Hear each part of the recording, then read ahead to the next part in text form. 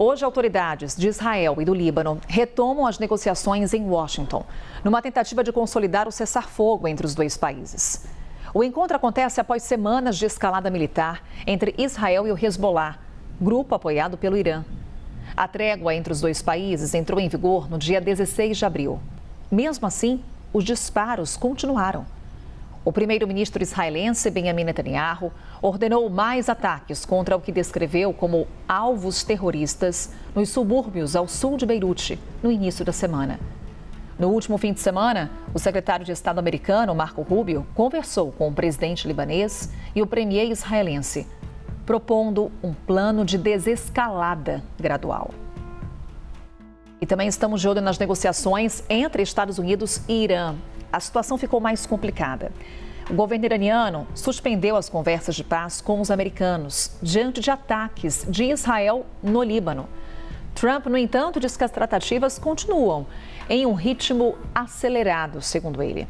É o que a gente confere na reportagem. A decisão iraniana de suspender as conversas foi motivada por uma série de ataques de Israel em território libanês. As forças israelenses não deixaram de bombardear o Líbano, mesmo durante a trégua que começou em 16 de abril. Nos últimos dias, ampliaram a atuação terrestre no local. Depois da tomada do castelo de Beaufort, da época das Cruzadas, a ordem era de seguir avançando. Mais cedo, o primeiro-ministro de Israel, Benjamin Netanyahu, também tinha ordenado um ataque no sul de Beirute. Como resposta, o Irã ameaçou retomar a ofensiva contra Israel. Os iranianos exigem o fim das agressões e apontam que as operações contra o Hezbollah são uma violação do cessar-fogo. Mas, horas depois, nada ocorreu. O presidente dos Estados Unidos, Donald Trump, alega que interveio na situação. Segundo o republicano, depois de conversas muito produtivas, as tropas de Israel teriam dado meia volta e Israel e Hezbollah aceitaram conter os ataques. Além disso, Trump disse que as tratativas entre Washington e Teherã seguem, agora em um ritmo acelerado. Segundo o governo do Líbano, o Hezbollah aceitou a proposta americana para uma trégua nos bombardeios. O texto envolveria o fim de ataques em Beirute e no país como um todo. No entanto, sob forte pressão política, Netanyahu disse que seguirá com a operação no sul do território libanês e que poderia mirar a capital do país caso o grupo rebelde revidasse. Ecoando Netanyahu, o ministro da Defesa, Israel Katz, negou a existência de um cessar-fogo. O chefe da segurança, Itamar Ben-Gvir, afirmou que esse era o momento de dizer não ao amigo Trump e que os israelenses deveriam fazer o que fosse necessário para atacar o Hezbollah e restaurar a segurança na região. Também vamos falar sobre a guerra no leste europeu. A Rússia lançou um grande ataque com drones durante a madrugada. Várias cidades ucranianas foram atingidas, incluindo a capital, Kiev. Pelo menos 13 pessoas morreram e mais de 100 ficaram feridas.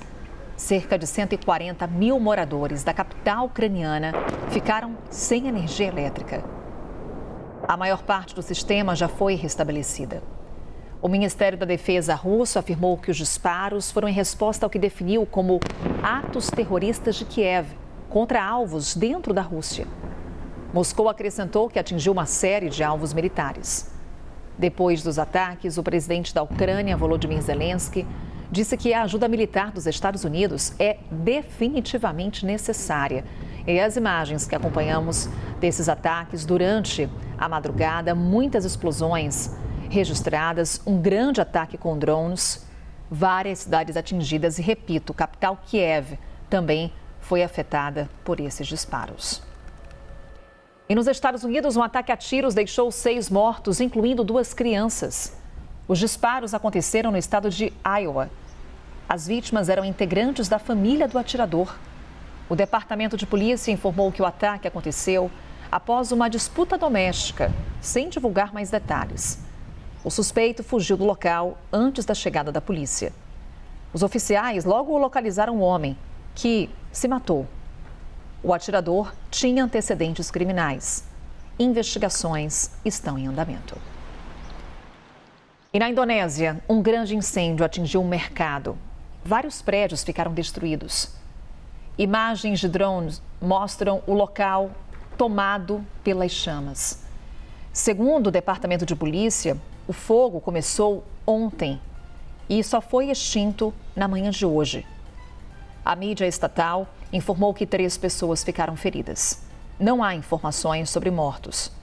A causa do incêndio não foi divulgada. E aí o registro do alto, a gente consegue ter a dimensão dos estragos provocados por esse incêndio de grandes proporções na Indonésia.